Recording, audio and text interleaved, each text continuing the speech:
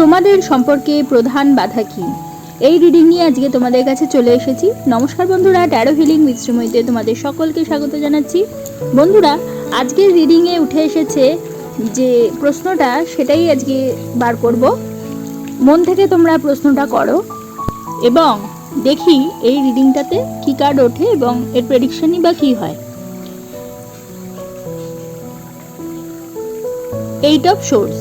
বন্ধুরা, আজকে রিডিংয়ে উঠে এসেছে 8 অফ সোর্স। এই কার্ডটা বলছে তোমাদের সম্পর্কের সবচেয়ে বড় বাধা বাইরের কোনো মানুষ নয়, বরং মানসিক জটিলতা ও অপ্রকাশিত ভয়। যে ব্যক্তি এই সম্পর্কে বেশি চিন্তা করছে সে নিজেকে আটকে অনুভব করছে।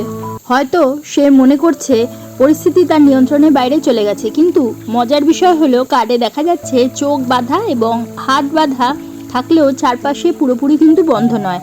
অর্থাৎ বেরিয়ে আসার পথ আছে, কিন্তু সেই পথ এখনও স্পষ্টভাবে দেখা যাচ্ছে না। ভালোবাসার ক্ষেত্রে এই কার্ডের বার্তা হচ্ছে ভুল বোঝাবুঝি বড় বাধা হতে পারে। একজন বা দুজনেই নিজের অনুভূতি প্রকাশ করতে ভয় পাচ্ছে। অতীতের আঘাত বর্তমান সম্পর্ককে প্রভাবিত করছে।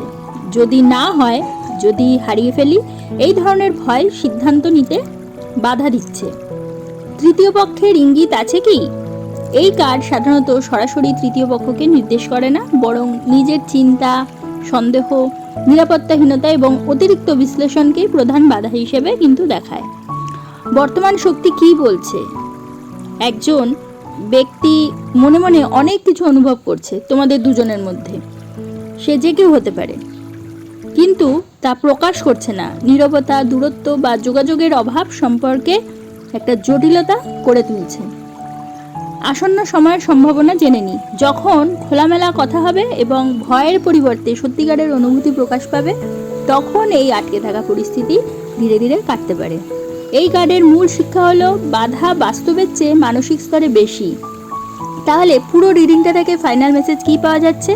তোমাদের সম্পর্কে প্রধান বাধা কোনো মানুষ নয়, কোনো দূরত্ব নয়। প্রধান বাধা হলো ভয়, সন্দেহ এবং নিজের মনের তৈরি দেওয়াল।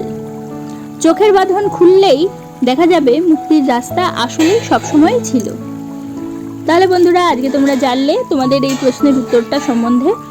যদি তোমাদের আমার এই ভিডিওটা ভালো লাগে তাহলে অবশ্যই একটা লাইক করে দিও, তোমাদের পরিচিতদের মধ্যে শেয়ার করে তাদের জানার সুযোগ করে দিও, এবং যারা এখনও পর্যন্ত আমার চ্যানেলটা সাবস্ক্রাইব করোনি অবশ্যই সাবস্ক্রাইব করে দিও এবং পাশে থাকা বেল আইকনটি প্রেস করতে কিন্তু একেবারে ভুলো না। তাহলে প্রত্যেকে ভালো থেকো, প্রত্যেককে ভালো রেখো। পরবর্তী ভিডিওতে আবার চলে আসবো। ততক্ষণের জন্য সকলকে ধন্যবাদ। নমস্কার।